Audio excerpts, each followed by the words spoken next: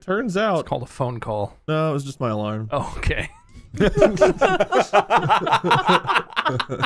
I was close. I set like 6 of them. Make sure I get up today. It's not any better, man, but I love the assumption that you're looking at your phone, there's a weird name, and I'm like, oh, Greg, I know that name. Yeah, my phone, it kept showing a picture of my mom's face, and it kept saying mom and just buzzing, and I was like, shut up, phone. God. I know that's my mom. Shut up. You don't know me. When did Apple put reminders in iOS of who your family is? I should never have put in family information in my contacts.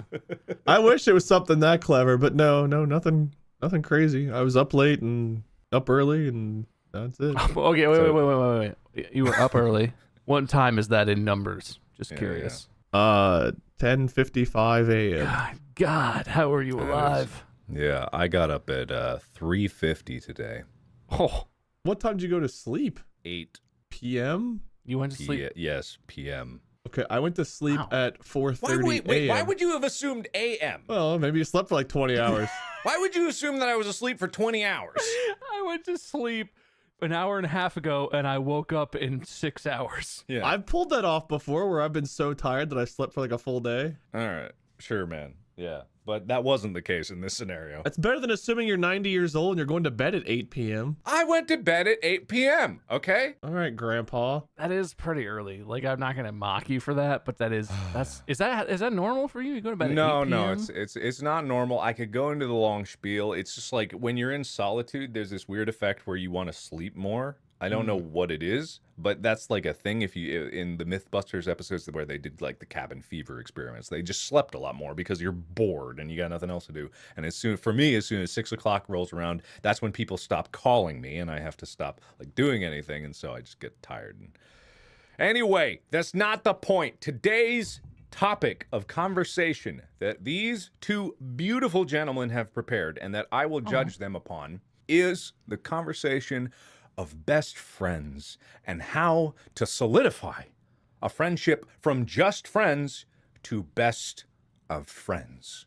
You're not going to make any if you're going to bed at 8 p.m., but yeah, let's do it. To be clear, when we discussed this previously, it's best friends for life, right? Yeah, for life. Has to extend. Now, I don't know if the idea have anything to do with changing how long those life is, but I will accept and judge any idea on the merits solely of effectiveness, of best frienditude, and will it reach the end of life? Who would like to present their title of their Me. thing first? Yeah, Go okay. for it. I don't feel good about it, so I'd rather get it out of the way before Bob gets something great. So, You really need to stop underselling it before you say it. and by that I mean mine is so good it's gonna blow everyone out of the water. And Bob, Yeah. you'll never live up to the genius that's about to roll out of my mouth. I'm excited now.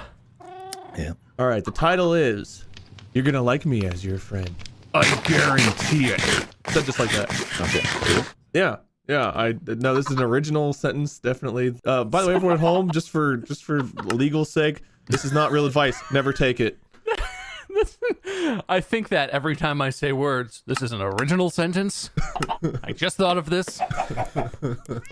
You know what would have been a better title is "This is not real advice, do not take it." Because I would have been very curious to hear what your idea was at that point. Well, that's the subtitle. That's the colon apostrophe underline book 1.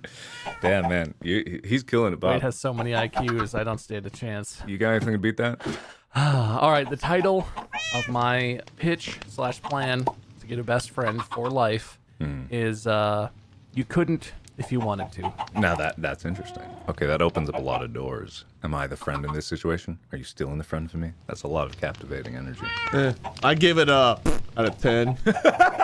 Well, it's not up to you. I actually did like that title. It intrigues me. It titillates me. What if it's a completely 100% empty clickbait title just to win the title battle so I get to go first? Well, then I will assign points justifiably after the fact, but you get 1 point for winning the go first thing. Do I get more points for that for not winning? For losing? I remembered I was going to deduct points, but I remembered we couldn't go below 0, but I'm still feeling it, so you're on thin ice, mister. Take that, Bob. I'm going to give you a point, I'm taking it away. There we go. Wow. So does that mean I win? No, you had 0.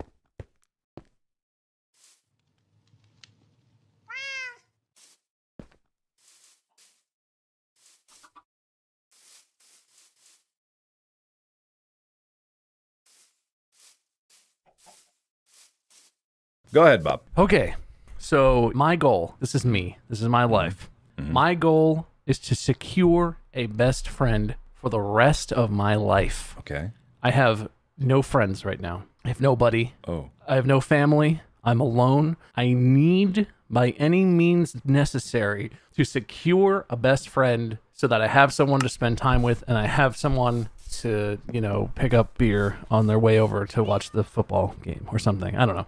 Whatever friends do. I don't have any, so I don't know. Clearly, given my current situation, I'm not good at making people like me, using my personality, my wits, my words, my original sentences. Something is gonna miss. I don't know if I'm just, my mind works differently. Who knows? But I have a scheme. I have a way through which I can secure a friend for life, and they couldn't leave me if they wanted to. Step one, I need to use my wealth of resources. I'm rich, by the way, because I have no friends or anyone. I've focused on my career, and I've become very successful. I use my wealth of Batman-like resources.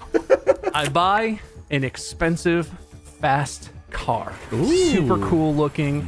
It turns a lot of heads. It attracts a lot of attention. I buy, along with the car, an elaborate pre-planned system of plastic tubing, valves, T-joints, sprinkler heads that aerosolize liquid as they pass through them, and a huge reservoir in which I'm going to put 5 gallons of pig's blood. Oh, I have no questions. I have none. Continue. You with me? I have one question. Okay, go ahead. Why specifically pig over like cow? It's illegal to buy human's blood. Okay. Is it? I didn't know that. Is it actually? Well, okay, I'm wealthy. I'm Batman. You know what? Screw it. Wait, you're actually Batman? Well, I'm Batman-esque. I'm not trained like Batman, but I'm rich like Bruce Wayne. And you buy human blood. I get my own blood. This is an extended plan now. You can buy human blood? Oh, that's concerning. You can actually buy human blood. I don't like that. Is it like when you buy allergy medicine, you have to give an ID because you only buy so much per month or something? I don't know. What's to stop some dude from selling you his blood? Is there anything? It's an exchange of hazardous materials. Bloodborne disease and illness is a serious concern. You don't know.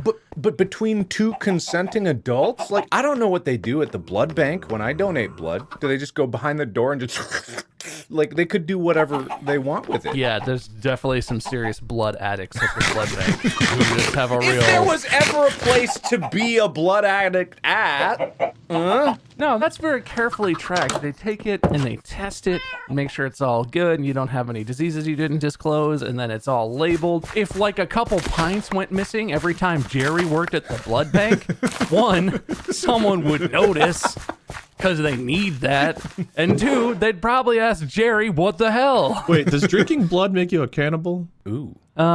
Makes you a vampire, right? Yeah, but like, does it have to be like specifically flesh? Do you have to chew to be a cannibal? You can't just swallow? Yeah, well, they say auto cannibalism is like if you like chew at your lip Like and you bite your nails or yeah, whatever, you bite your nails, but if you like actually eat, I don't know, does eating your boogers, is that the same level? I don't know if snot counts as your physical body. What's the difference between that and blood? It's What about if you get a all, nosebleed? It drains in the back of your throat. Are you then like a vampire? Is the point that it's sustenance? Because eating meat, the point is to eat to live, eat to sustain yourself with nutrients and energy.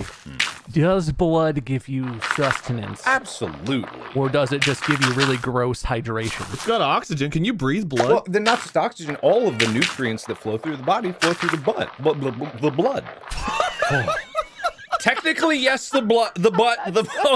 Well, maybe you should continue your story because I think Mark's having a breakdown. Sorry, continue. I'm bringing it Okay, back. listen, we don't have to go down that road because I've decided I'm planning this months in advance. Right, Batman. Once every couple weeks, I sit down and I suck out a pint of the old body goop, and I've got my own supply of me blood. Oh, it's your blood. Yeah, so this works even better.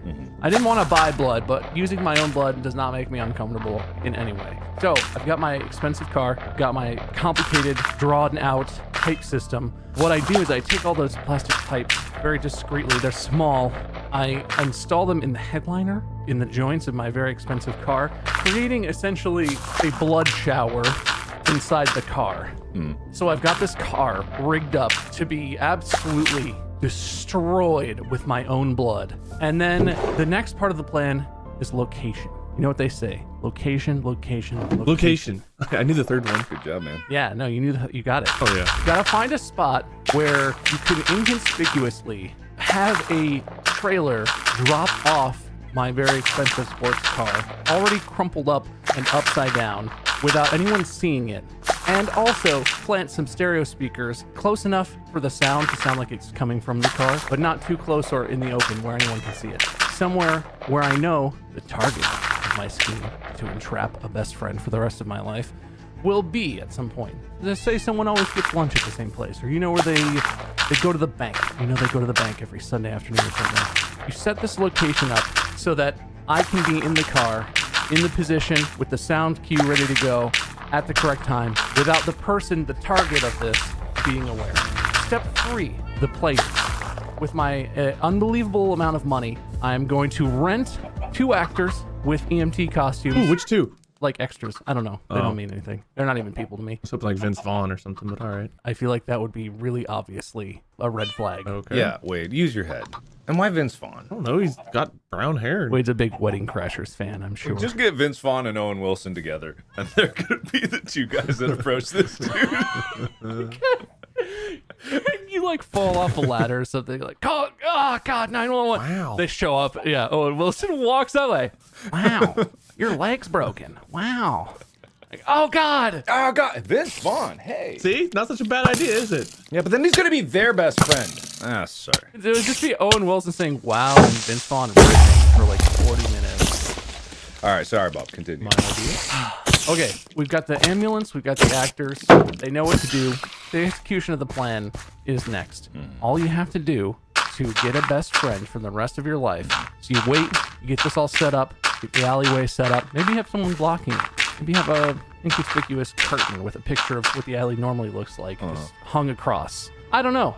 You have a little diversion. You get this set up. I climb into my sports car, strap myself into the seat, and get the go button ready on the bloodbath. I don't want to be sitting here saturated in my own blood, but I want to have the bloodbath ready to go for when the show starts.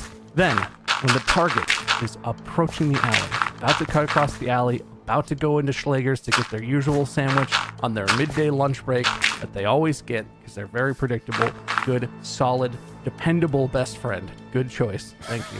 You have the timing down.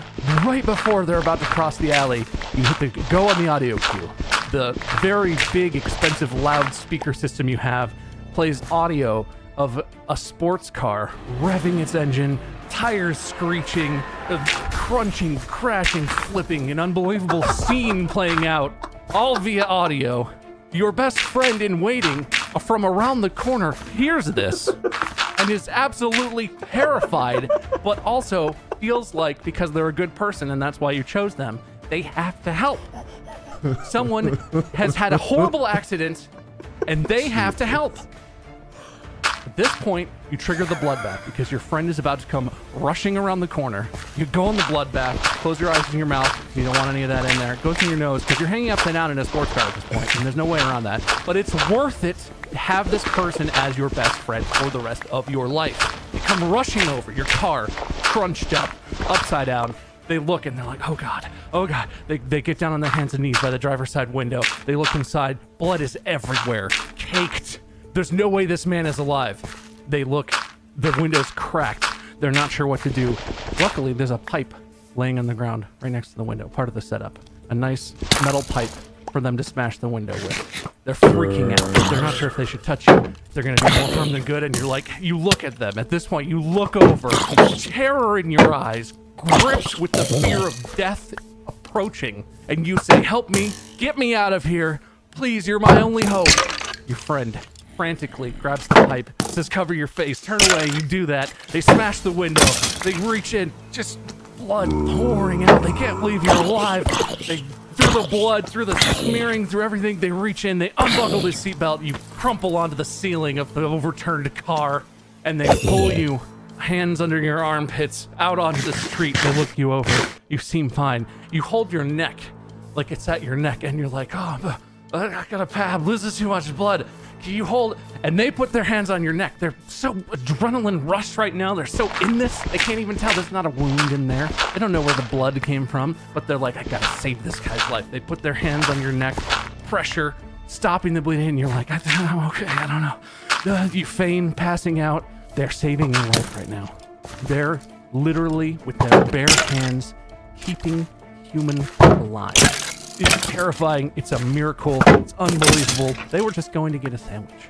They didn't know their life was about to change forever. As they're sitting here pondering this, taking in the unbelievable situation, your actors pull up in the rented ambulance. They come over. They see the scene, your friend caked in blood. You've discussed the lines ahead of time. They're professionals. They know what they're doing. They make it sound very medically, some apply a bandage or something, and they tell your friend, like, we've got this. They put you on the stretcher. They roll you into the ambulance. They tell you where they're taking you. Private hospital. It's actually just your mansion. The entire wing of your mansion, I neglected to say this in the setup, has been set up to look like a very high-end private hospital. One, that's impressive when your new best friend shows up because they'll know you're rich. Two, they have to take you to a hospital, so you kind of need that detail. But you have this private hospital. They've never heard of this hospital. But they have to check on this person. They literally held your life in their hands. They have to make sure you make it. So you go, you whisk away in the ambulance. The person's sitting there, caked in blood. The entire front of their body just wrapped with blood, drenched, soaked through. You have, a wrecking crew sort of schedule. The person is disoriented. They don't know what to do. They wander home, get some fresh clothes, take a shower. Remember that in the pocket of their pants, they have the information for the hospital that the EMTs said they're going to take you to. And you're like, I gotta go check. I gotta make sure. Your new best friend arrives at the reception desk that you've set up in the east wing of your mansion. The receptionist says, how can I help you? Visiting hours are over. And the friend says, no. I saved this guy's life, and the EMTs brought him here, and I just got to check on him. She's like, sir, if you're not family. He's like, listen, I saved this man's life. I just need to know if he's okay. She's like, you know what? Just here, what's his name? I'll check. Like, I don't know. He was in a terrible car accident, though. And he had a wound on his neck, and I stopped the bleeding with my own hands. Like, okay. So clearly, your friend is agitated, and the receptionist obviously is gonna let him see you. That's the whole point. So she feigns and builds anticipation. Finally, she's like, he's down the hall, room 503, it's on the right. Comes wandering down. You have a huge dressing on your neck. All the machines you could think of to rent, even shit that doesn't make any sense. There's a dialysis machine in here for some reason. Anything you can think of is in this room, beeping. It's plugged into you. It's all full of saline. Nothing is happening, but you just want it to be dramatic. It's like a mostly machine-filled room at this point. He peeks in the door and is like, oh my gosh. Oh, you're sleeping, you're resting in your hospital gown, big bandage on your neck, little fake nicks and cuts everywhere. He peeks. He stands there in the doorway. You sense your new best friend's presence. You turn your head over the window like you can barely lift it, and you motion for new best friend to come inside. You come in, and they're like, I can't believe you're alive. I'm the one who pulled you out of the car. Are you okay? Are you going to be okay? And you look them dead in their eyeballs. This peak moment of them feeling like a hero, hoping desperately they did what they needed to do to save you. And you say, I owe you my life. Whatever you need, I'm here for you forever. And in that moment, with the perfect delivery and fake injuries on your body, you have secured a best friend for the rest of your life. No matter what happens, no matter what they learn about you, how much of a piece of shit you turn out to be because you're a super multi-billionaire, you're probably a horrible person. I guess it's me in this scenario. I'm a horrible person. They couldn't leave if they wanted to because they saved your life. You owe them a life debt. Plus, you're really freaking rich. So you just buy them a gift if they get mad at you. Well done. Well done. I'm standing. You can't tell, but I'm standing up. That might be the greatest story I've ever heard. I believe every word of it, and I will award you a point for every dollar you had to spend to make it happen. Oh, that's a lot. Yeah, all right. The car alone was $250,000. Huh. I could not stop laughing once you talked about the speakers because up until that point, I had no idea where you were going with this. And then when you said blasting out a car accident, I was like, oh my God, this fucking idiot.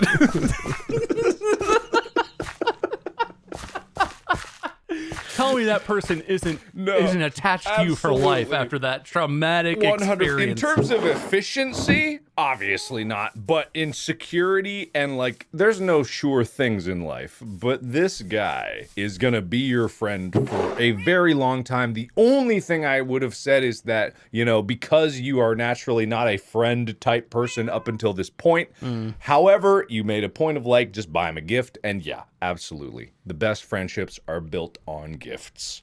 I mean, the real beautiful part of this plan too is you'll know if the new friend figures this out, right? They'll obviously be very upset by that. But that means this is a reusable idea. Oh, yeah. You can create new death-defying situations where your friend gets to be a hero again and completely refresh all of those feelings. The adrenaline and the bonding experience of escaping death and defeating the devil and all that. You can do that, you know, whatever you got to refresh, maybe every 5-10 years, whatever. Keep it spicy. To the same dude? To this, yeah, for life. You're committed to this friend now, but they're just gonna think you're some crazy ass billionaire who gets into bad situations, and they're like your Dr. Watson, constantly saving your ass. They go into Schlegel's again. They hear boom, bang, bang. And they turn into a plane that's been laid out very carefully. Just gallons of blood rocketing in the air.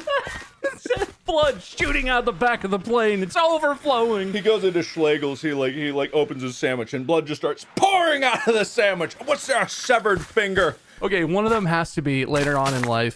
You cut your own finger off. Yeah. You pay the guy at the sandwich shop to put it in a sandwich, in your friend's sandwich, Oh my God. with a note that says, if you ever want to see your friend again, go to this pier at 9 p.m. tonight. And it's like a whole thing. Because that could be anything. Yeah, but it says, if you want to see your best friend for life again, before the end of his life, you must.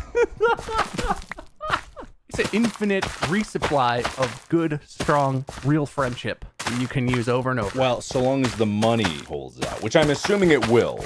Considering I'm endlessly rich. These schemes, I don't question that. With these schemes, you're going to go real far. Oh, yeah. So.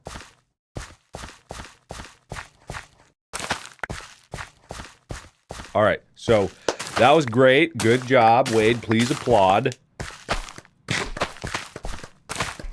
Very good. Wait, now it's your turn. Well, remind me of what the title of yours was. You're gonna like me as your friend. I guarantee it. And the subtitle. I don't remember. All right, I won't count that against you because you have no points to count against. All right. Go ahead.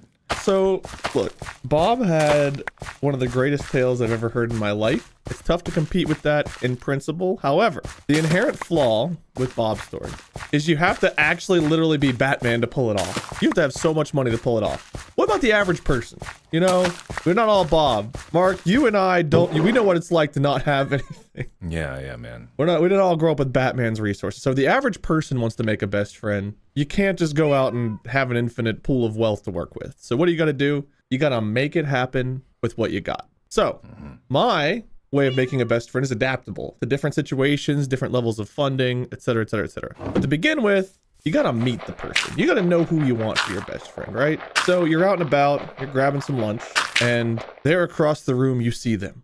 Someone that looks slightly worse than you would make you look better in social circles, but funny enough, nice enough to where it's like, you know what? That person's my best friend. I need them as my best friend. You can tell all that from the look? Well, Oh, wow. you know, you could be looking for a little while. Don't just glance. You could be staring across the room. Yeah, be funny, damn it. Well, it's funny you mention that because the first step is eye contact. You want to make direct eye contact and you want to maintain it as long as possible. They look away, you don't. They look back, they remake that eye contact. You hold that gaze. They're aware of you. They know you're there. So, done. They're aware of your presence. Now, you got to get to know them. You could be direct. You could walk up to them, demand their phone number, you know, force conversation. But at this point, once you've established eye contact, you've asserted dominance in the friendship, I think it's better to be sneaky. You find someone that knows them. You find a way in. You get their phone number from like the yellow pages. You find them on Facebook. You friend them there, or you get someone else to friend them there. You find out someone that goes to their house. They leave their house, and you're like, hey, I lost so-and-so's phone number. Do you happen to have that so I can give them a call about their leaking faucet or something? And you find a sneaky way to get that phone number, right? You get the phone number, you call. They answer. Hello? Who is this? Click. Wow. All right. Oh. Damn, man. They're wondering, could it be that guy who made eye contact? Oh God, how did he get my number? And the fear starts to set in, which is perfect. Keep doing some probing around, find out information, stalk their social media profiles. You get that info, however you can, you get it. Step 1's accomplished. You got an in, baby. Step 2, face to face. Now, at this point, you've either chatted with them already, or you've gone about getting their information a different way. Either way, they're aware of you, and the fear is there. So now you got to find a way to talk to them again. You got to get that face to face now that the fear is set in a bit. Wait, you said you chatted with them? Well, maybe. What was the chatting? You can go up to them and get their number, or you can go. Was that the speaking. breathing? Was the breathing the chatting? No, I think you're saying in the first interaction, you may have chatted with them to get the phone number, Yeah. or you may have been sneaky. Okay. You got options. You didn't have to, but you could have. All right. But it's important at this point you get another face-to-face or the first face-to-face. Doesn't really matter. Either way, you got to establish one. So you can go like Jim Carrey and the Cable Guy. You can go about finding out something they need. Maybe break a pipe of theirs, go into the plumbing business, get them to call your company and go in. You can do something like that. Fix the cable, whatever. Or you can wait, get an anonymous phone number, call their house, tell them like, oh, yeah, your mom's in the hospital, you better come check it out, blah, blah, blah, blah, or something. Get them outside in the middle of the night. And then once they're outside, you walk up and you greet them. And you say, probably with like a voice modulator or something, just to add some of that fear, like, hello, Dave. And they're like, who are you? I'm your best friend. And, it doesn't really matter what you say from there. You just say those words, and then you let them go on. You peel off, okay? You disappear, you let them go. They have to have some hope that you're not going to, do anything crazy. I mean, you always want them as your friend, right? So they go on, whatever. They find out, it was a prank call. Yada. But eventually they got to come back. And when they come back, that's when you're ready. So what do? Do you go into their house with them? You can use their premises, but, you don't really know what their setup is. Doesn't really matter. The important thing is, toss them into a van, drive them to a secure location. It doesn't really matter again. You just have to find a room that you can isolate them in. They need some time to think about your friend. So you lock them in their own house, you lock them in your house. Again, adaptable. Doesn't really matter. Storage location. Hell, you can have a secret underwater base or your Batman mansion. You have to isolate them a little bit. Give them some alone time to think about your friendship. And then when you come in, you greet them, you talk to them. If they react poorly, you leave. Maybe for days, maybe for weeks, maybe months. Bring them food, keep them alive. But you have to make sure that they appreciate the time you get together. And over the course of, again, months, years even, they'll appreciate your friendship so much that they'll realize you're their only friend. And if not, there's always waterboarding or electrocution or something. There are ways to convince them of your friendship. But eventually, they're broken. They've got no one in life but you, and you've got a friend for life. Was that step 2? That was all step 2. That was all step 2. Okay, cool. Technically, there were 3 steps. Well, It was just step 1, and step 2. Step 3 is once you have them in the isolated location. It's the permanation of the friend zoning. You want to be permanently in the friend zone. Okay. So you can call that step 3. Step 2, you establish the face-to-face and you get them in a secure location. Step 3 is the permanent friend zoning. Whatever method you want to use, whether it's, like I said, friendship foreplay, Yeah, man. Yeah, definitely.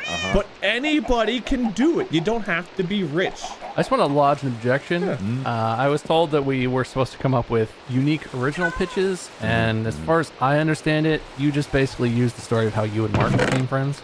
That's true. But effective. Well, it obviously it worked. It's original and unique in that it's adaptable. You got options. Yeah, that's true. Doesn't matter what location, doesn't matter how much money you got. The most you have to have is access to a phone. Okay, all right, wait. No, let's back up. I think we have to define what a best friend is for me to make a proper judgment here, right? So a best friend, you could get a friend that comes over, brings some beers, and gets some sandwiches from Schlegel's and comes over and watch the game, whatever. But that doesn't automatically mean best friend. So what are the qualities that define a best friend? Someone who would do anything for you. Well, someone who's you're their number one in their life. Yeah. Like, for example, someone who would save your life if you were in a traumatic accident. Yeah, absolutely. Do a car accident or a plane crash or finger cut off, kidnapped by mobsters. What would this person, Wade, what would this person do for you, given the situation? Literally anything. After a while, once they're broken and fully brainwashed into the friendship, whatever. If you had to give a name to this, like effect you're having. Like you call it like some kind of, I don't know, a syndrome or something. Like, would you have a name for this? Involuntary friend zoning. But is it best friend? Yeah. Is it? I believe by being only friend, it would be your best friend by default. Oh, that's a good technicality. I do have to say, in my take on this, I didn't assume that the other party regarded me as like their tip-top best friend, but I regarded them as my best friend. See, Bob has got like room for leeway. There's room for error. What if they don't come to the hospital? Like, there's choice. Okay, all right. If you eliminate choice from the equation, it's a guaranteed victory. All right. Well, we gotta establish a little both sides here, because I could go out and look at someone in Schlegel's and I could just be like, he's my best friend, and I could believe it with all my heart if I get rid of all my current friends. No. I went with the assumption that'd be mutual here. We see, yeah, it has to be mutual, so we have to judge it on mutuality. Oh. So Bob's solution really does entice the mutuality. Bob doesn't even have to have the same feelings. Like the other guy's so enamored. Yeah, it's if the person has no choice, it's not a mutual decision. Yeah. It's a thing you've done to them. Especially if you don't even release them into the wild. Oh, but by the end, it's a mutual best friendship. Eventually, they become your best friend. Who cares about the technicalities of the introductions? Not everyone gets along at first. In your scenario, assuming you accomplish all your goals, at some point, are they allowed to go live their own life? Because you pitch yours as adaptable, low cost. Yeah. Anyone can do it, except yours relies on the idea that you can have a building, a house, a storage unit with a bathroom, presumably, in which you can house an entire another human, which costs money. You're feeding them. You're getting them, I don't know, medicine if they get sick. This isn't just like, oh, I have a pet human. People are expensive. Well, no, it gets to be too costly. You abandon, you move on to the next one. Well, that doesn't sound like a best friend. That's just wasted. Yeah. Again, adaptability. You lose one best friend, you can make another. But Sounds like you still gotta be pretty wealthy. Friends come and go in life. The point being is, as long as this person is alive, they are your best friend. No. It was best friend for life. Your life. One person. Your life. Well, how do you guarantee that they outlive you? Well, then you cherish their memory. Even if they die right away, you can cherish their memory. Yeah, but what if you want to replace them? Easy to do. You just follow my steps again. What if they never break? What if you get Batman in that chair and his will is strong? He doesn't break. What happens? Look, I don't know this from, experience, but I do know this. Everyone breaks eventually. What if you Bob, Bat Bob, you see him under that car and you say, golden opportunity. I don't have to do all the prep work. I got my room ready. He's in the car. I just got to scoop him up. You grab him. He goes into your room. Are you going to be best friends if you both employ this strategy? Well, if we both want it, then why not? Yeah, that would actually kind of solve everyone's problems. Yeah. I'm just saying there's like 5 people in the world that can employ Bob's strategy. Anyone can try mine. My strategy could be executed on a budget. You just gotta be creative. You can pull off the same sort of shenanigans with a lower budget. It doesn't have to be an expensive car. The budget merely creates more enticing enticements. Yeah. What if they choose not to go to the hospital and check on you? You don't choose not to go to the hospital when you've got your hands on a person's jugular, when you're holding their life-saving blood inside their veins, waiting desperately The minutes option for to the choose is ambulance. there. I've eliminated that variable. If you don't have money, you could also do the self-sacrificial route. You could just crash your car into Schlegel's. Absolutely. And then fall out into their arms. Yeah, but then you might die. Well, then it satisfies the for life requirement. Yeah. If your life is short, that just makes it easier to have a best friend for the rest of it. But if you never had the interaction, how did you become best friends before you died? They saved your life. Save your life. Not if you died. They held you in their arms. They tried to save your life. They will remember that. They will definitely remember that. I don't know. I feel like that doesn't establish a best friendship if they just try to save your life. Does that make every firefighter or EMS person a best friend? You're telling me you walk around just looking for people in peril, an on-fire bus full of children, you're like, let me in there. I gotta save them. They're random people to me. I don't care about them, but I must save their lives. No, I go to the mall and I sit at a table and I make eye contact with people and wait till I find my best friend. You're just gonna let those kids die? That's what you're gonna do? That's not what a good person does. That's not a good person. But yeah, I'm not gonna try to be best friends with kids. That'd be wrong. Yeah, well, okay, let's be fair. Bad people can have best friends. Bad people can have best friends too. That's true. That's It's true. not allowed. I'm telling you how to make them. Yeah. Adaptability, elimination of choice. Look, I feel like my situation, rife with lies and deception though it may be, creates more sincere feelings. I feel like Wade's situation does create a relationship, but it's based on like fear. It's based on mental anguish and being broken as a person, as opposed to gaining something. Based on lies and deceit, based on anguish, they're all bad. Who cares? Mine creates positive feelings. I see a hybrid version of this. I see a best of both worlds scenario where you get all of these elements together, the fear, also the peril, and the unifying sacrifice of imminent death. You hire someone to kidnap the both of you, lock you in a room together on separate walls. You're not able to see each other. You're like able to like hear someone sobbing Like across bags the over way. your heads. Yeah, exactly. But you lean your ear up against the wall. You can hear them crying. You know they're ready when they're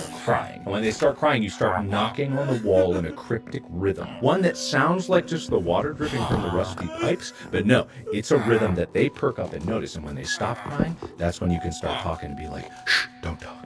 I've been here for 30 years, but I think we can break out together. If you are someone that I can trust, we can make it out alive. And then, through a lengthy process of slowly digging your way through the cavernous prison that you have built to house you and make your escape all the more dramatic, at the end of it, you'll get horribly injured, and they will have to carry you to the hospital. And through your bond of 5 years in captivity and all the torture that you went through together, you never gave up on each other. Best friends for life. I love it. 2 questions. How much does it cost to have someone kidnap you and feed you for 5 years? You should know. Isn't that what your plan basically involves?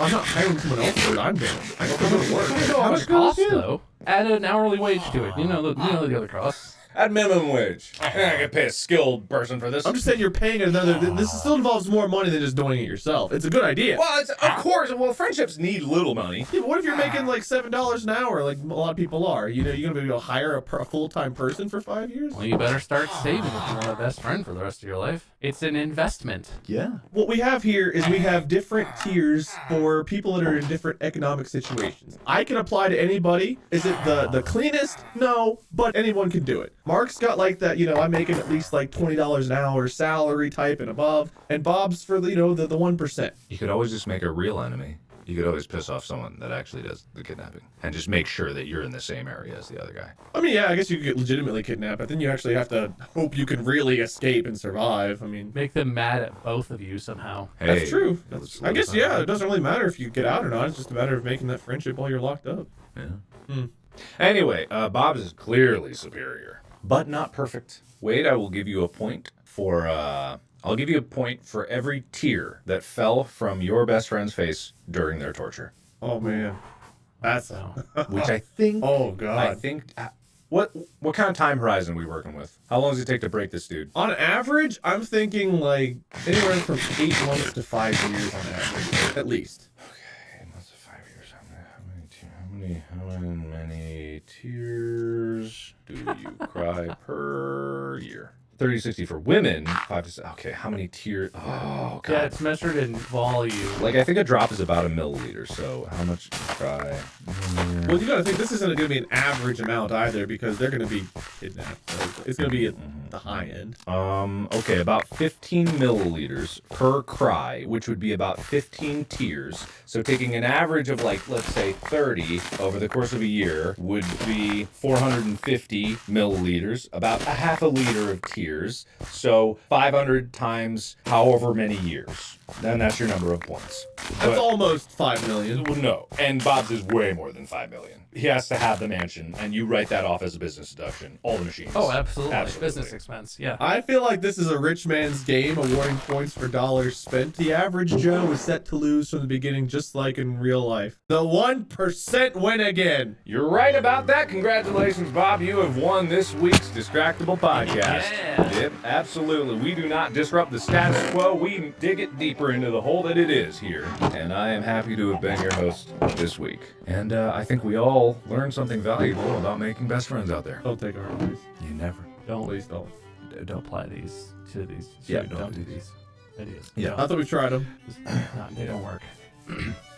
You can find more information of maybe better ways to become a best friend on our website. You can subscribe to the podcast through whatever app you're listening to, and you can find all of us on our various social medias and or YouTube channels and or streaming platforms through whatever text information is available probably on the website. Do we have a website? Do we have merch?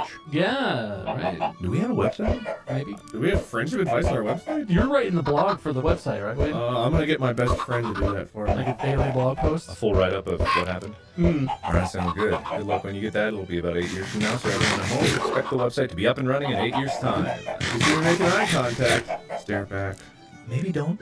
We're gonna be great friends, Bob. I don't know. Could be fun. Podcast out!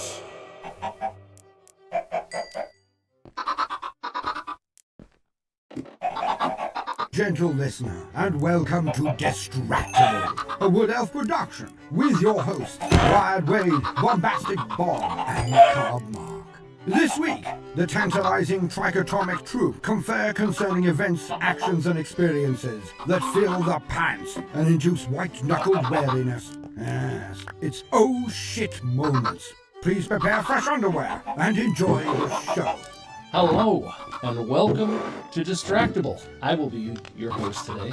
My name is Bob, and I forgot. You know what? Can I just say this? I'm good at the format. I have fun telling stories and stuff. I'm not a good host. Am I allowed to admit that up front? I feel like I'm the worst host of the three of us. And I know we give you a lot of shit, Wade, because you're always like, hello and welcome to Distractible. What? You have that like hate. I still think that's preferable to me not understanding how to set anything up or start an episode or give you guys introductions or anything. Man, this is a self-deprecating episode, I guess. I know there's a competition between the hosts overall too. It's just like a sub competition. I keep in my own mind, and I'm losing, which I don't like. But Get good. it's okay. Get good in me. Yeah.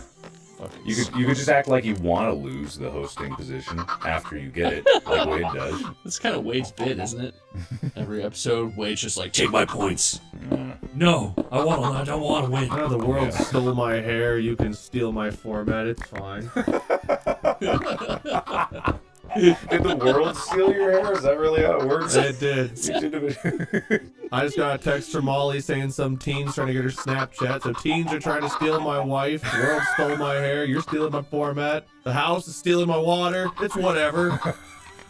Oh, she just needs more mud. Yeah. Wait, my wife or the house?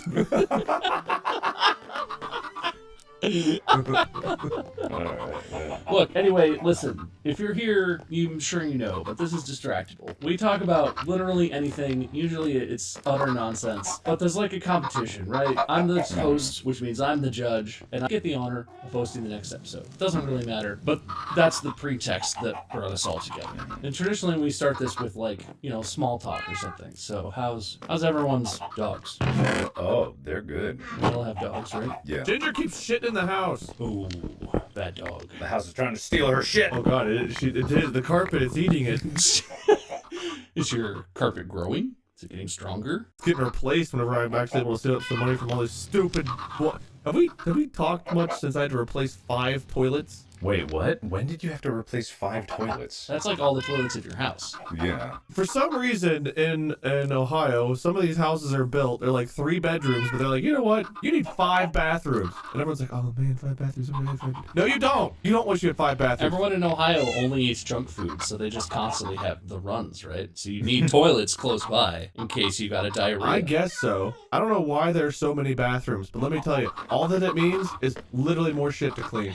So much. It's so bizarre. In my entire life, and I have owned a house, I have lived in apartments, I have never had a toilet break on me. I've never seen a toilet like just in my own home at least. Yeah, I've never seen a toilet shut down. 3 of the 5 have broken, and I was so mad. I was so fed up because we had water damage in the same ceiling that Morbid guy was. I was just like, you know what? I'm done. I don't care what it costs. I called and I was like, bring me 5 toilets. Install them. Do my bidding today. They're like, oh, we can do it tomorrow. I was like, fine, tomorrow. I literally replaced every toilet in the house because I was just like, I'm so fed up. I'm tired of like every 6 months finding more water damage. They're like, yeah, we replaced the spickety spookety inside the backety. You won't have any more drips. It's like, oh, well, fuck right off. Because I will. That plumber who talks like that is definitely a key component of your problem, I think.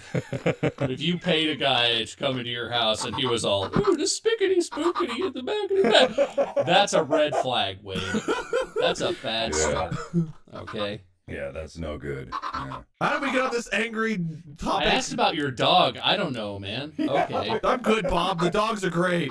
God damn, like it's my fault. Dogs are great. Yeah, my dogs are good. They're coming to set every day. They're getting lots of love. Your dogs are adorable. Yes, thank you. I don't know how my dog is because I abandoned my child. I abandoned my boy.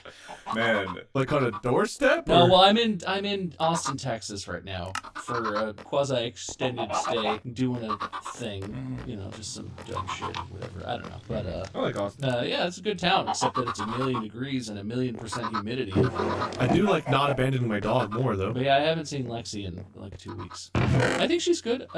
Mandy's been sending pictures. She seems alive. Fine. oh, that's good. Minimum requirements, you know. You know what? Now that I think of it, no videos. Weird. She might be weekend at Burning me. Hmm. I'm a little concerned. Yeah, now I am too, and I wasn't before this episode. The vibe of this episode is really strange. Well, it's really good. It's pretty shit. Oh, you don't even know how shit it is, Wade. You don't even know, because that's enough small talk. It's time for the real meat and potatoes. And you know what? This week, I started off with some self-deprecation, admitting that I think I'm a subpar host at best. I have my weaknesses. You know what I'm not bad at? What I'm actually really good at is beating your asses at winning these podcast episodes. I'm too good at this shit. I'm sick of it. You guys need to bring your game, okay? You guys need to turn it up a little bit. This week, I don't have like a topic. I'm issuing a challenge. I guess if I had to give you a prompt, it would be oh shit moments. But I'm going to start it by telling my own story because it's a story I'm really, really proud of, and I am excited for the world to know that this happened to me. Also, I kind of hope that one specific person hears this and is like, that fucking guy. I knew I'd find you. I've never felt more attacked in any episode of Distractible. I have no idea. Hey man, I'm trying to mix it up, trying to help you guys, you know. No, I appreciate it. I think I do anyway. Continue. Oh, glorious judge. Yeah, well, so I think it's pretty much real. Look, see, They're coming to set every day. They're getting lots of love. your dogs are adorable. Yes, thank you. I don't know how my dog is because I abandoned my child. I abandoned my boy. Man, Like on a doorstep? No, or- well, I'm in Austin, Texas right now for a quasi-extended stay, doing a thing, you know, just some dumb shit or whatever. I don't know, but I like Austin. yeah, it's a good town, except that it's 1,000,000 degrees and 1,000,000% humidity everywhere. I do like not abandoning my dog more, though. But yeah, I haven't seen Lexi in like 2 weeks. I think she's good. Mandy's been sending pictures. She seems alive. Okay. Fine. oh, that's good. Minimum requirements, you know. You know what? Now that I think of it, no videos. Weird. She might be weekend at Burning me. Hmm. I'm a little concerned. Yeah, now I am too, and I wasn't before this episode. The vibe of this episode is really strange. Well, it's really good. It's pretty shit. Oh, you don't even know how shit it is, Wade. You don't even know, because that's enough small talk. It's time for the real meat and potatoes. And you know what? This week, I started off with some self-deprecation, admitting that I think I'm a subpar host at best. I have my weaknesses. You know what I'm not bad at? What I'm actually really good at is beating your asses at winning these podcast episodes. I'm too good at this shit. I'm sick of it. You guys need to bring your game, okay? You guys need to turn it up a little bit. This week, I don't have like a topic. I'm issuing a challenge. I guess if I had to give you a prompt, it would be oh shit moments. But I'm going to start it by telling my own story because it's a story I'm really, really proud of, and I am excited for the world to know that this happened to me. Also, I kind of hope that one specific person hears this and is like, that fucking guy. I knew I'd find you. I've never felt more attacked in any episode of Distractible. I have no idea. Hey man, I'm trying to mix it up, trying to help you guys, you know. No, I appreciate it. I think I do anyway. Continue. Oh, glorious judge. Yeah, well, so I think it's pretty undeniable that I'm the greatest. And just to clear it up, I know we've talked about this before. My fridge is fine. Please stop asking. Yeah, I know, that was very funny how mad I was. It's fine. It's a long time ago now. I don't even remember. I'm glad you cleared that up, but how's your fridge? Don't.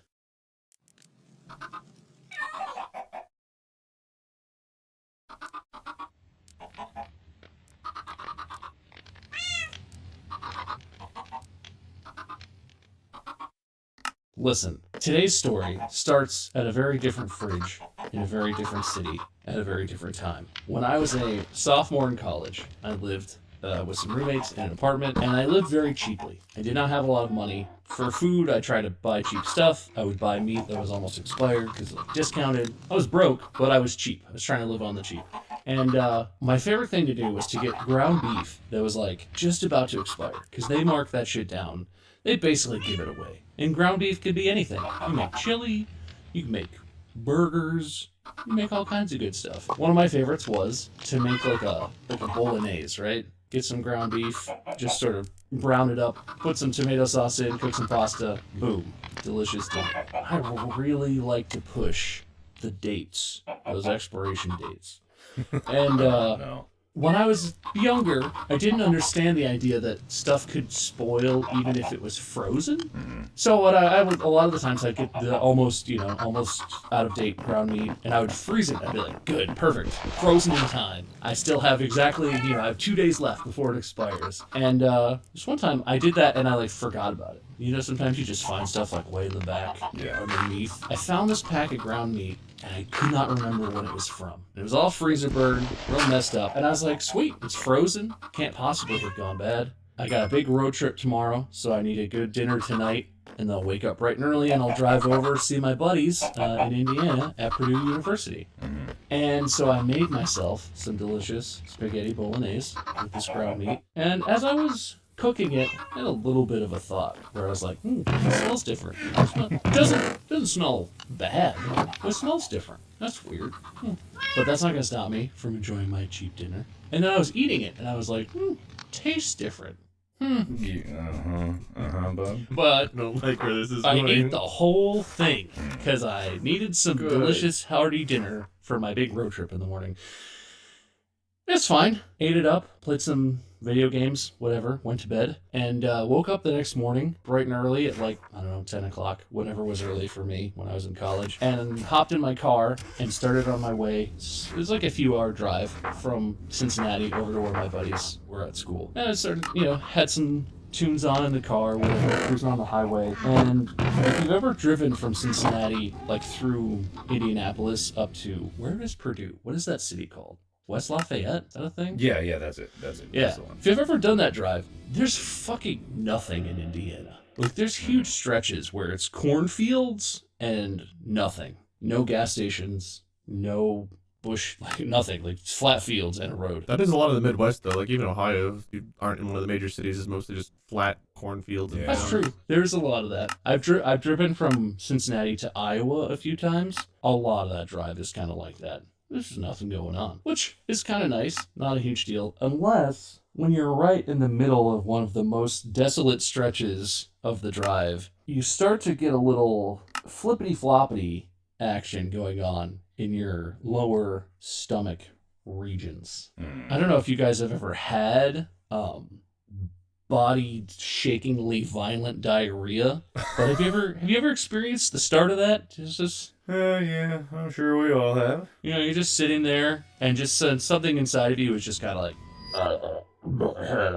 and you just start to get that feeling, right? Mm-hmm. Yeah. Oh, yeah. And I was trying to listen to my body. I was trying to let it tell me what it needed and be a responsible caretaker, but there was nothing. I swear to God, there weren't even exit ramps. It was a straight highway for hundreds of miles that you could not get off of for any reason. I couldn't find a gas station. And I'm sitting here, time is passing, half an hour passes, the flip-flops in my stomach are getting more aggressive. It's feeling like it's wanting to go somewhere, right? It wants out. And I just can't find I can't find a gas station or anything. Rest stop, nothing. Beads of sweat start forming on my forehead. I'm by myself in the car, but I'm out loud. I'm just come on, pepping myself up, trying to hold it in. It's getting bad. It's getting desperate. I considered pulling off and just running into the ditch on the side of the highway just seeing what happened. Because I don't want to get it inside my car or inside my pants. That would be embarrassing. Yeah. That would be terrible if that happened. And it just keeps getting worse. I finally get to an exit that looks like it's maybe near a town. It doesn't have a sign or anything indicating that there's a gas station or a bathroom. But I'm like, I gotta get off here and drive towards a place where there's a toilet. Even if it's just like a house, I will knock on the door and tell them urgently, the shit is either going on your doorstep or in your toilet. Please choose. Good God. It's terrible. It's painful. I'm driving the car like squirming, like I feel like I'm about to have an alien burst out. Finally, after I would say about an hour of not finding any place where I could stop, I pull off, I go, there's a little small town not far from the highway, and they have a gas station. And I'm like, yes. Fuck, yes, made it. And it's one of those, I don't know if you guys have ever had this experience where, and I didn't realize this until I was already inside, the gas station's like around back. It's like an exterior door to the building, you know? And they have like a key. You have to get the key from the guy at the gas station and then go. So it's the least convenient type of bathroom. So I go in and I'm frantically in this store, in this gas station, just like, where is it? Where is it? Where is it? I don't see one. I go up to the guy and I'm like, do you have a bathroom? And he must think I'm out of my mind on drugs or something. I don't know what he thinks because I'm drenched in sweat, panicked, clenching, just, I don't look good, I imagine. And he's like, yeah, we got a bath. Here, you need the key. Here's the key. You okay? And I'm like, yeah, that's fine. Just give me the key. Take the key, scramble out around to the back, and this is where stuff really goes downhill. I'm fumbling with the key. This is where? This has been a great story so far. Happy to enjoy. Everything is contained up to this point, but at this moment, I'm approaching the toilet. I'm almost there. The pain in my stomach is just really intense. I get the door open, I get it closed behind myself, and I start like frantically grasping at my belt and everything. And there's an almost beautiful, almost enjoyable moment of release that happens right then. My pants are still fully on, and I'm trying to undo everything and get onto the toilet. And it feels joyous, right? Because finally, the pain is subsiding. Finally, I get to do what I've been wanting to do for an hour, and it's relief. Until I realize that I'm standing in front of the door across the room from where the toilet is with my pants on. And it's bad. The relief quickly turns into absolute horror and a realization that there's not enough one-ply gas station bathroom toilet paper in the entire universe to fix the problem that I have now created for myself.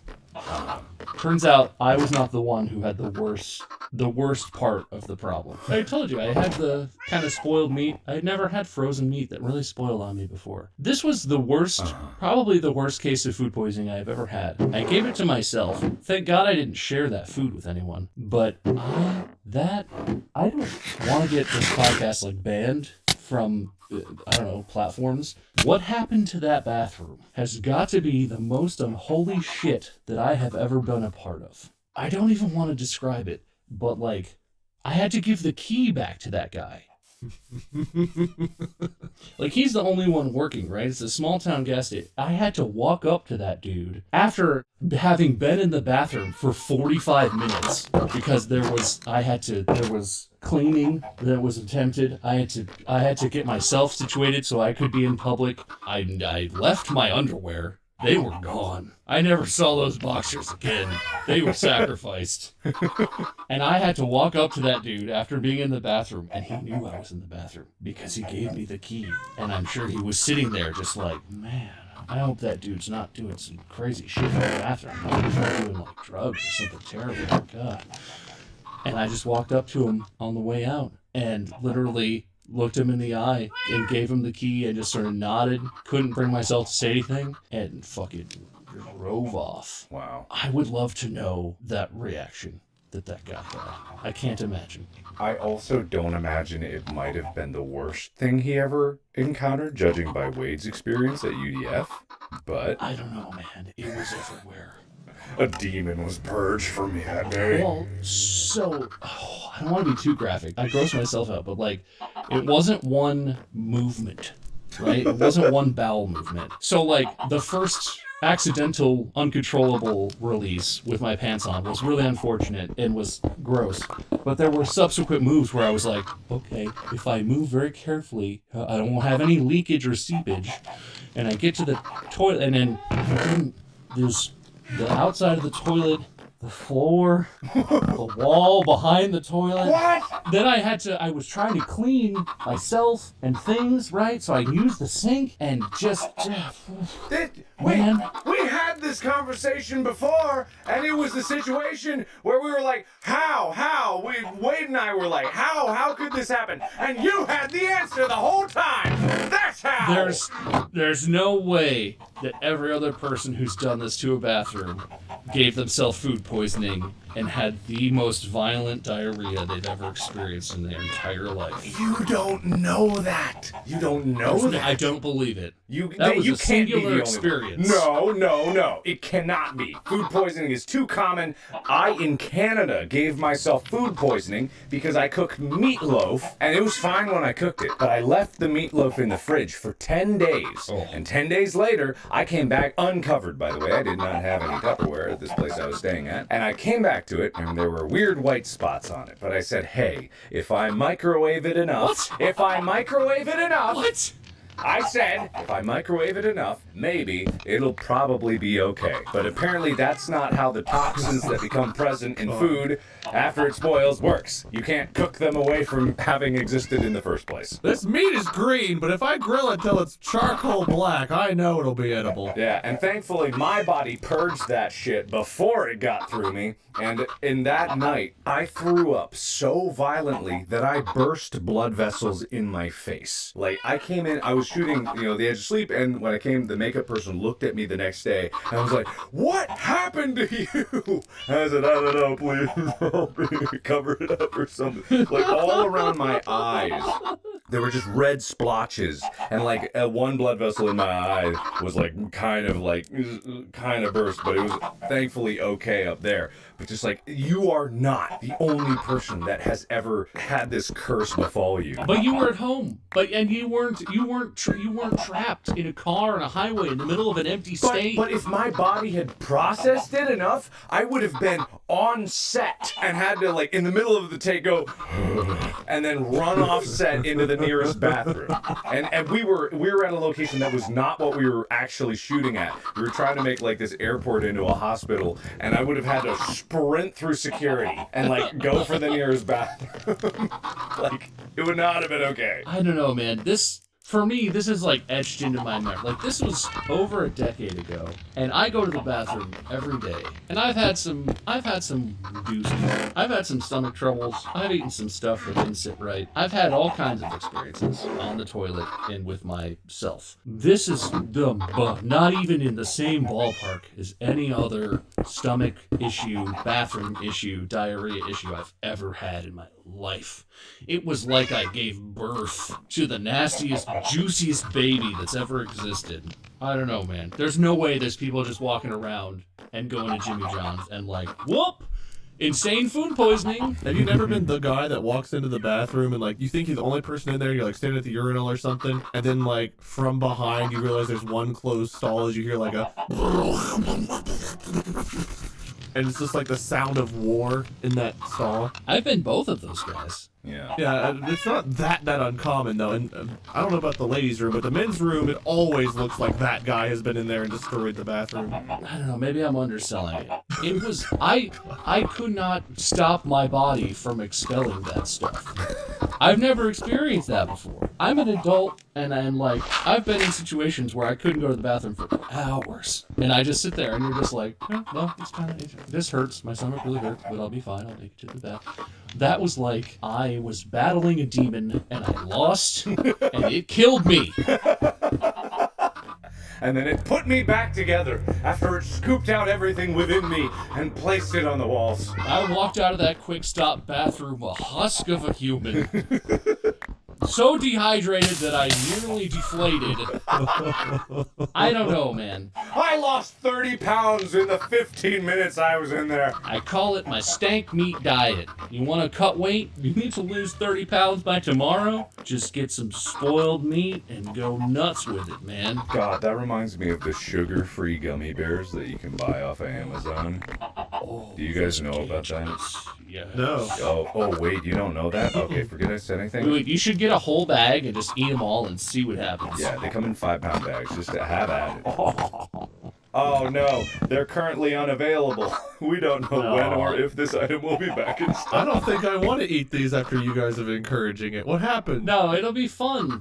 You got all these new toilets, you gotta break them in. Here, let me read this. And because this is just how your experience, Bob, cannot be like singular, because I will read the top review right now on this thing. And there are, let me count them, 1,359 reviews, all of the same story.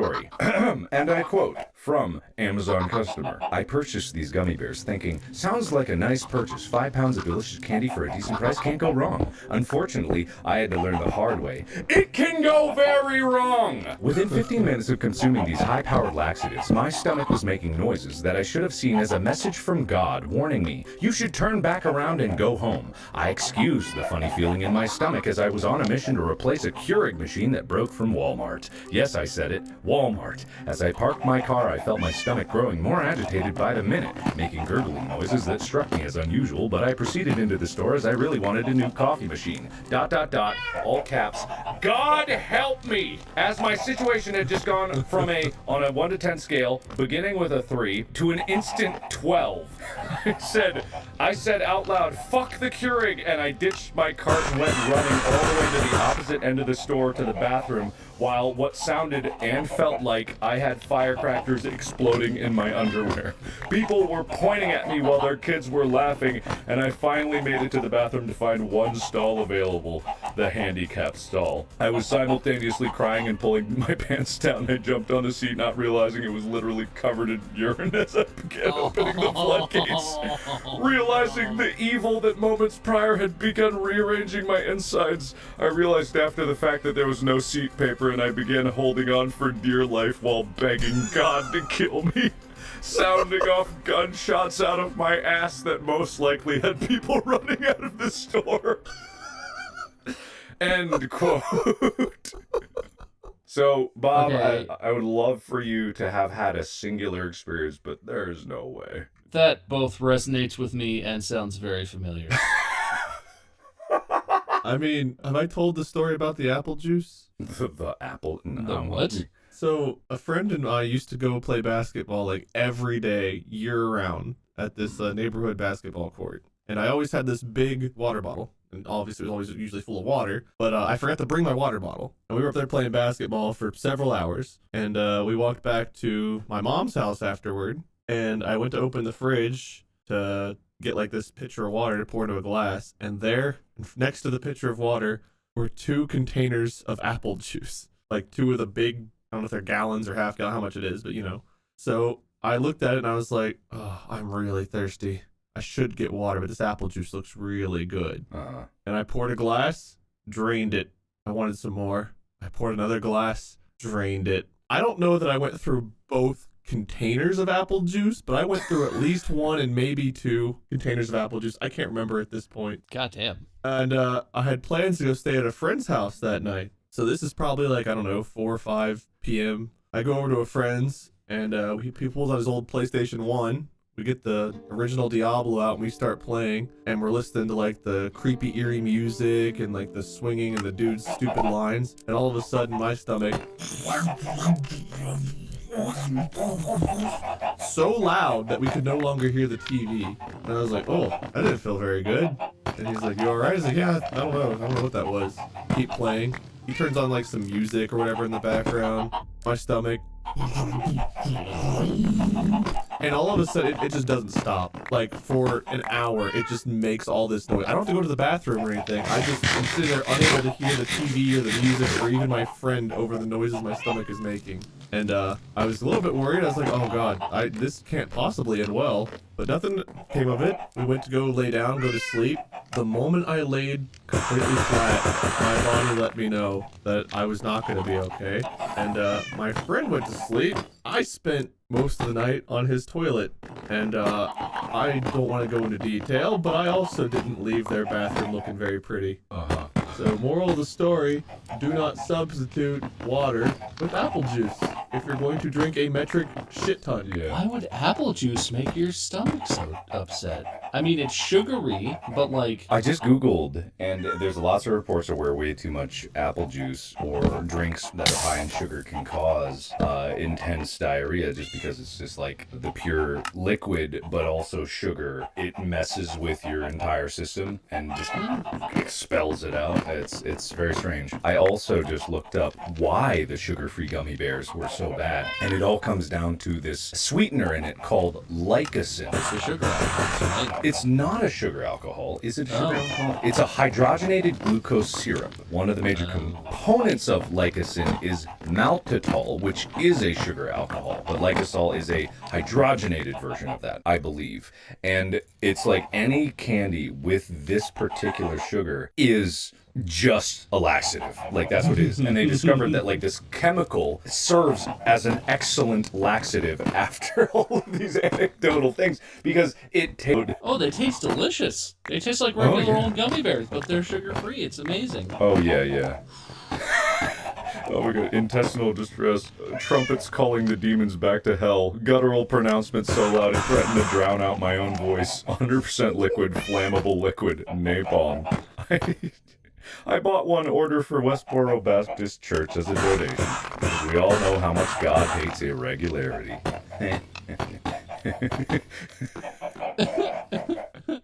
40 grams of lycocin increases frequency of bowel movements.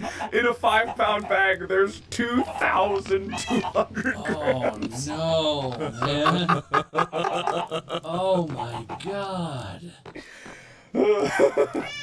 There's something to be said about your stomach making noises that are louder than what your vocal cords can produce. Oh my god. Yeah, no, that's no joke. But I actually will say I have never shit my pants. No. I've had some close calls. I'm talking like full on. Okay. Like full on shit my pants. I've never done it. Have you ever, like you were running for the toilet and you, like, pooped on the seat or something? Like you missed because you were so frantically... No? Everyone shits their pants, right? That's totally normal, right? I have not. Well, you just said you were a singular experience, but in my lifetime, like, I've never full on shit my pants. I have not either, I don't think. I'm not. It's not that I'm proud to say that. I'm sure at some point in my life I will definitely poop my pants, but to this day I have not yet. I have not either. I will say one of the worst experiences I had was relatively recent. I got some buffalo sauce from a place that I hadn't really gotten buffalo sauce from before. Really good, but it was really, really, really spicy. And something about the way they did their sauce, I don't know if it made it indigestible, if I just had too much of it, but I will tell you, on the way out, it felt like I was pouring hot sauce directly on my rectum. That's That's good. never good. It burned so badly, and there was nothing I could do but sit there and cling onto the countertop and cling onto the shower door and just pray that the flames would burn out. Man, there's this one dude on YouTube called the Fire Breathing Idiot, and I used to watch him a lot, just because he just stepped up his craziness higher and higher, and the amount of spice that he would do. It got to the point he was like drinking pure capsaicin, just drops of it, just pure capsaicin. There's no Scoville rating for it, it's just capsaicin. And he would talk always about how he had like toilet paper in the freezer. Oh my God. Ready to go. And I'm like, how do you live like this? Why is this your life? Like, I get it, anything for use, but it cannot be worth it. Like, it can't be worth it. Also, is this episode, like, about pooping our pants, or is it just... I mean, it wasn't specifically supposed to be about that. It was a challenge, right? Like, I was just hoping you guys would one up. I didn't poop my pants.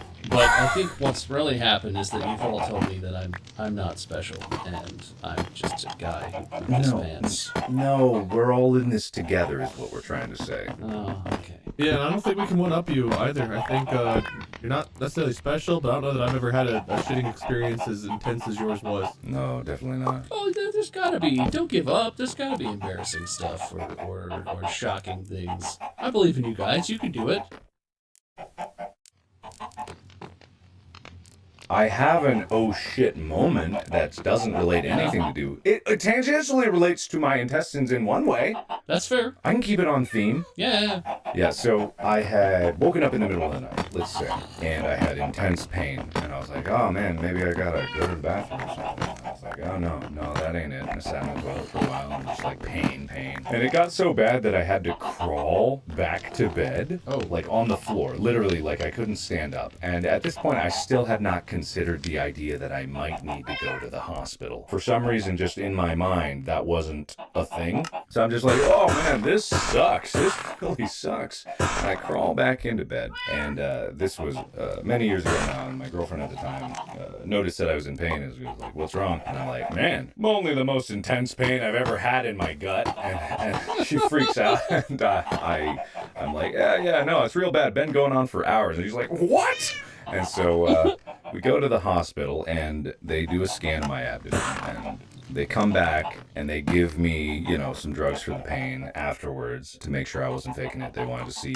and they're going like, oh yeah, no, your appendix is about to burst. It needs to be removed immediately, like within now. And so they gave me drugs and they were prepping me for surgery. And then the doctor, as a side note, said, also, by the way, you have a tumor, but don't worry about that right now. And it was exactly, the JoJo meme of like the to be continued, where it's like,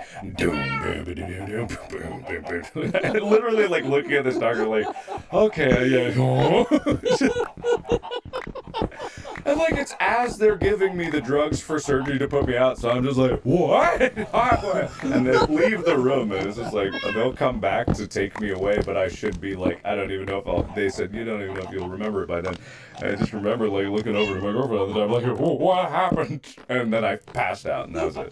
God. So that was my like oh shit moment, like going into surgery there. Well, one, you would be so casual about a pain so bad that you're crawling around on the floor. A normal person in that situation goes to the bathroom. It keeps getting worse.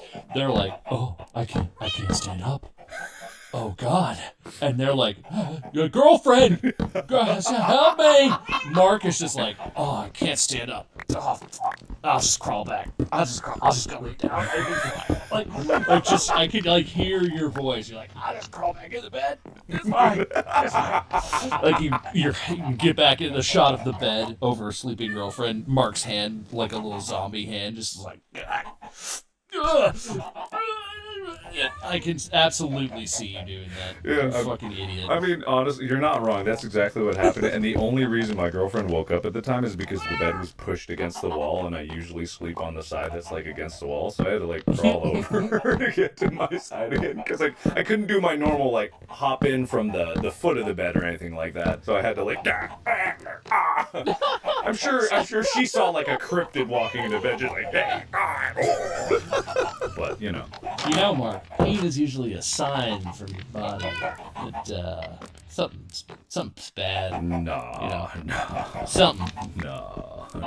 Yeah, you're fine. I mean, you survived this long. How bad could it be, I guess? Now I look at pains more seriously, so I learned my lesson. Most people in other situations might not have learned my lesson, and my appendix would have exploded, and then I might be dead, but who knows? There is that period of life where we feel like we're invincible, and it's like, oh, something hurts. Oh, I'm sure it's fine, and like you just kind of shrug it off. That there is like, I don't know. I worry a little bit more now than I used to, for sure, but there was definitely a time where like I was like, I'm not going to go through that. The only thing I'm truly afraid of experiencing is that kidney stone. I don't want to go through that. That sounds so bad. I don't know how people do that. That sounds terrible. I don't either. I don't want rocks in my pee-pee. Yeah, no rocks in the pee-pee. No rocks in the pee-pee. No rocks in the pee-pee. No. Did you guys ever watch, was it Deadwood? It was Deadwood. The show Deadwood. You guys ever see Deadwood? No. So in Deadwood, I think it's like season 1 or season 2, but one of the big plot points is the saloon owner, played by that awesome actor that I love, unless he's a terrible person, and I don't know, I haven't looked into it. And I'm always, why do I feel like I need to make that caveat about anybody these days? Just qualifying. Keep qualifying. Come on. That actor who was a really good actor, he was in like John Wick or something, but I don't know his backstory. What's the internet done to us? Ian McShane. He's a great actor, unless he's terrible. Oh, I love that guy, maybe. I'm aware of his acting skills and nothing else about his personal life. I'm sure he's a wonderful person. I also don't want to paint him as a villain. I don't know anything about him. Anyway, aside, one of the main plot points was he got a kidney stone, and then for like 3 episodes he's in bed just like, I want to die, I want to die, I want to die. And then the last moment of it, spoilers everybody, like he gets up as it, like there's a pastor there that's like, please, I'm begging you, God, save this man. And this Ian McShane rises from the bed like, it's time! And he stands over a chamber pot like he's birthing this kidney stone baby, and it just like plinks into the chamber pot with this echoing clink, and then also blood, and it's just, Oh, God. It's terrible. This entire show is like about him passing a kidney stone? Yes. That would not have been my guess. Yes, it is. And it is. It may not have been 3 episodes. It might have just been 1 episode. But man, it felt like so many episodes. Like this poor guy. Is that why it's called Dead Wood? Because afterward his penis was broken? Probably. How could it have survived? Oh. I just imagine, like, as the stone passes, it's like firing out of a wooden gun, and, like, just the tip explodes in horrific, awful pain. Yeah, it like cut to his face, and then it cut to his legs over the chamber pot, and just this cannonball just like fell out. Oh, back to shit. Yeah, this has not been a pleasant episode for listeners at home. A big thank you to our sponsors today. No, but so seriously though, what the fuck was that doctor thinking? I mean, I guess they have an obligation to tell you, but like, if I'm that doctor and I'm like, okay, I gotta put this dude under sedation right now. He needs an appendectomy, or he's gonna explode. That's a serious problem. And he's like, it'll be fine. We're just gonna yoink your appendix out. And as long as we get there fast enough, you won't die. You'll be fine. Also, you have a huge tumor. All right, see you later. Like, that can't be the best way to do that. Yeah, I have no idea. Because, like, I'm just imagining they put you under and you went into, like, you know, like, anesthesia fever dreams of, like, the tumor. It's like the Indiana Jones scene, but it's a tumor rolling down a thing, and you're just like, I'll put it back. I don't even want the idol. Or whatever.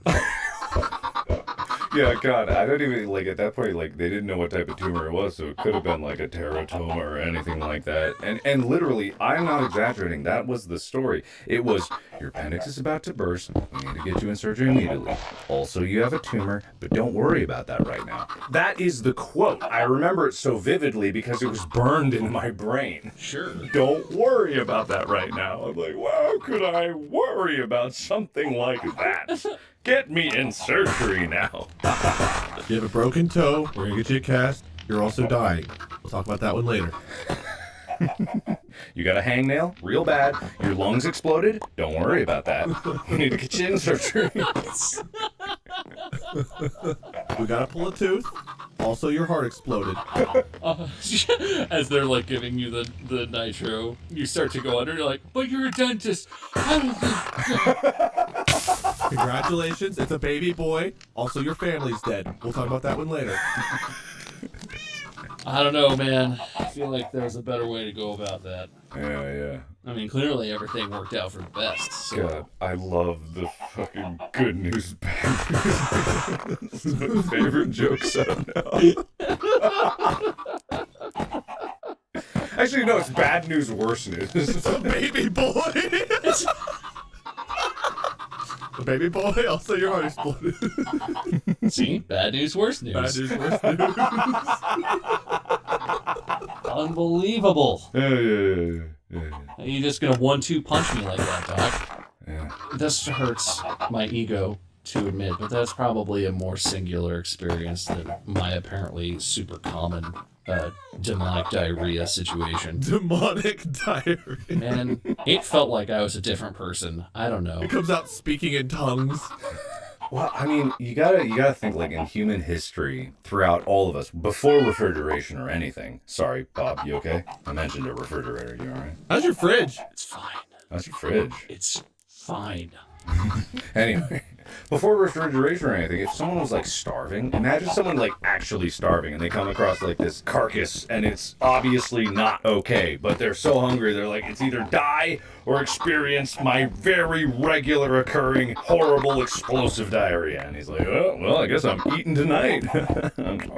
I always wonder, like, if you imagine who had the worst diarrhea and all throughout human history, like, where would you look? Like, at what point in time would that have occurred? It's gotta be, well, I'm no historian, but it's gotta be like peasants, basically, right? My mind goes to medieval times, sort of generally, but like it's just gotta be peasants from every era because they don't get processed foods, they don't get the high cuts of meat, they get whatever shit's left. You're eating like cabbage that was in the street, and the street is the sewer, by the way, in old times, or the street is just mud and shit mixed together that you walk on. I don't know, it's like, you know, it's horrifying. There's no sanitation for a long time in human history. But yeah, that must have just been constant. Yeah. If you were of a lower class, if you were a peasant or otherwise of like the low class in whatever era, you ate garbage. Ugh. Yeah, absolutely. And when everything was run by horses, you know, like, they don't really wait for a toilet. They just in the street. Not only was sewer in the street,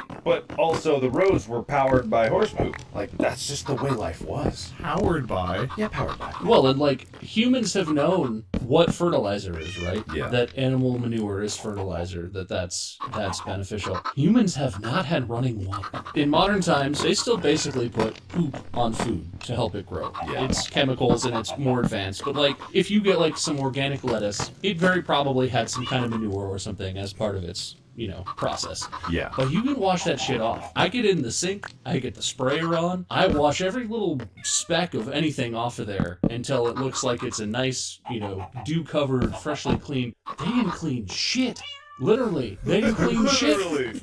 For hundreds or thousands of years of humanity's existence, there was no such thing as cleaning. Yeah. You just ate it. They were just tougher than us back then. You know, we're so weak nowadays. We clean our vegetables. What we need to do is just go and actually grab the muddy shit, just eat it raw and toughen ourselves up again. Are you my dad? We do not condone such behavior, and also thank you, our sponsors, once again. You're right, Mark. There's been a lot of diarrhea in human history. I just joined in that beautiful shared experience that is humanity. That's not even a sad story. It's a happy story. Yeah. I'm glad I didn't say it like the 25-minute mark, being like, hey, for all those of you listening, now's the part where we're not going to talk about poop anymore, because we sure did talk about poop the whole goddamn episode. It's fine. Throughout human history, billions have lived, and billions have diarrheaed. Welcome to the journey through the human rectum. It's like a David Attenborough narrated, like Planet Earth style, grand documentary, but it's just about how much diarrhea there's been in the world. Oh my god. Starts off in like the pipes of the toilet, and you go up the diarrhea waterfall straight into the butt, and just all of a sudden. At the end of every segment, David Attenborough is just like, and that is how humanity survived this period, even though everyone nearly died of dehydration because of all the diarrhea. Ah, the Cretaceous period. Now we move on to the 18th century. God, wait, hang on. Sorry to shift courses. I don't know why I'm still going down this rabbit hole. I'm looking at Lycosin, and the creator of Lycosin has it on their website, and the statement for it is Lycosin. It's a registered trademark. Maltitol liquids are widely used as a vehicle and humectant for syrups. And I'm like, the fuck does humectant mean? And I scroll down on the website and it says functional properties, excipient, humectant, vehicle. And I'm like, What the hell is that the mean? fuck is this liquid? Like, it's literally like excipient. I don't know what that means. Humectant. I don't know what that means. Vehicle. I think I know what that means, but I guess I don't know what it means in this context. What the fuck is this? This is a product made by aliens, and they're like, I can't believe they're actually doing it. Quick, make a website, put some fake words in there. Yeah, some really creative, non-certified, non-official chemist was just like, yes, it's a great chemical. It's a humectant. Means that inside of humans, it actentates them. And also, it's an outstanding vehicle. I know that already has a meaning, but in chemistry, it means something else. It's Excipact certified. No, that's a different word. There's excipient and Excipact certified. Multicompendial. What? I'm reading these words. Nutraceuticals. I love multi-compendial foods. You guys lost me, and I'm still looking at lucrimia, whatever the hell you said you're looking at. Yeah, it's functional properties. Excipient, humectant vehicle. Other properties and benefits. Excipact certified. Multicompendial. I'm like, I don't want more Lycosin, Mom. I don't want to take the Lycosin. I want some apple juice. Oh my god. I'm craving some gummy bears, man. Tell you what. What if we combined it? What if we dissolve the gummy bears in the apple juice and just drink it all? Oh man. Been in Texas, been eating a lot of brisket. I need to clean it out. Oh. Dissolve the gummy bears into the apple juice. Mix that into the bolognese. Eventually, if you take enough different types of like laxative, they're gonna cancel each other out, right? Yeah, it comes. It's like time. Eventually, it comes back around. Yeah. It's not linear. It's circular. Yeah. Also, I realized why Lycosin shouldn't be in foods because I'm looking at the applications and it says oral dosage for pharmaceuticals, lozenges, medicated confectionery, syrups, suspensions, and liquids. This isn't for food. Why did this thing become the thing they put into sugar-free gummy bears? What happened? I don't know. Flavor. Oh god. I mean, it tastes delicious. If that's what that chemical tastes like, then sure, I guess. But what the fuck? They have another chemical called Neosorb. Sorbitol liquid. Neosorb was my favorite like Power Rangers thing they did. Oh my Is that what their sword was called? The Neosorb? Oh yeah, that's No, I'm actually going to be doing some Pokemon Neosorb pack openings. I'm getting an early booster box. Is it Pokemon? That's a Power Ranger. Oh, wow, lucky. Man, you got the Neosorbs? Oh, man. I only got the Manitols. Oh, yeah. Oh, man, some Kleptos or Barlitol. What is Kleptos? Do I want to know? I want to know. Kleptos. Not only is it an excipient, it's a solubilizer. Solubilize? No. Solubilizer? Solubilizer. Are these real words? Yep, solubilizer. You could actually just be making this up, and neither waiter could tell, even remotely. Excipient, solubilizer, stabilizer, I know that one, and a taste-making agent. That's it. Does that just mean it has a flavor? I don't know, man. I don't know. Go to a restaurant. What kind of taste-making agents do you use for your food? Can I get more taste-making agents in here? Or is this chemical just really fashion-forward? He's a tastemaker. He was carrying a man's purse before it was cool. He's a tastemaker. Yeah. Look, you sort of told the story, Wade. Is that your submission? Man, we are up. There's been so much shit. Yeah, you know what? Yeah, whatever I said, yeah, you can have that. Your apple juice story. Oh, yeah. I hate to shut down the chemistry talk, because I know that's just endlessly fascinating for you listeners, I'm sure. But I feel like we're crashing into the end of this bad boy. Okay. I feel like I've been humbled. Oh, yeah. I thought I was special. No. I thought that bathroom and I shared something, and that whoever cleaned that up was kind of in on it, but not in the same way. But I'm not special. It's like they say in first grade, everybody poops. Sometimes it's liquid. They didn't tell me that in first grade. But I assumed my story would be hard to beat, and I think you guys proved me wrong. I gotta be honest. I especially think Mark proved me wrong. What? Hey! I didn't give any points yet. I'm just saying. Okay, never mind. I retract I everything. liked your story, Mark, but that doesn't mean that you win, you know? No, you know what? I'm willing to concede. I think Mark is shittier than I am. But that could be the title for this episode. Yeah, who's the shittiest? I thought I was the shittiest. And when you started your apple juice story, Wade, I thought you were going to be the shittiest. I might have been. And I give you points for that. A moderate amount of points. And then Mark had the very hilarious and only vaguely shitty story about his poor appendix that really just took hell of a turn. Still not shit related, but I would say that your surprise tumor as you were going under anesthesia, probably the shittiest story, Mark. All right. So congratulations. Is that official? You are officially the shittiest of the three of us. Hey, yay! Wait. No, I agree. You should be happy about that. Nicely done, dude. I think it's something to celebrate. Well, I don't feel too celebrational about it. No, I think you did. I think you did a shitty job, Mark. Shittiest job I could have hoped for. Okay. I agree. You really shit the bed. Yeah. Right. You know? Thank you. You're welcome.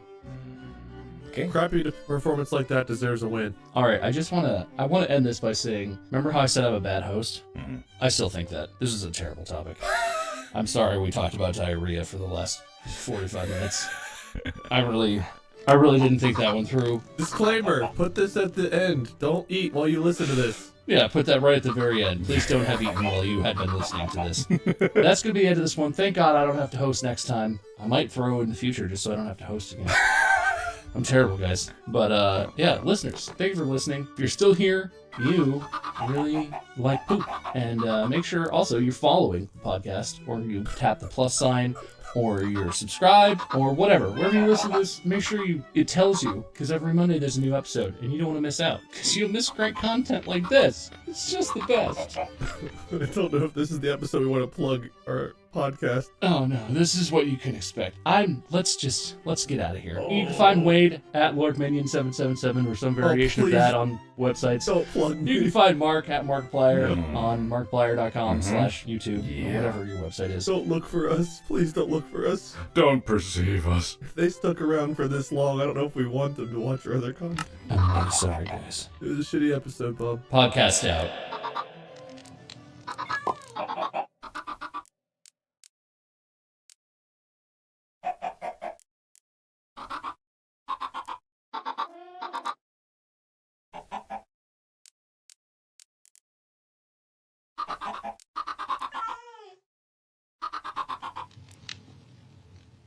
Gentle listener, and welcome to Distractible, a Wood Elf production, with your hosts, Winning Wade, Masterful Mark, and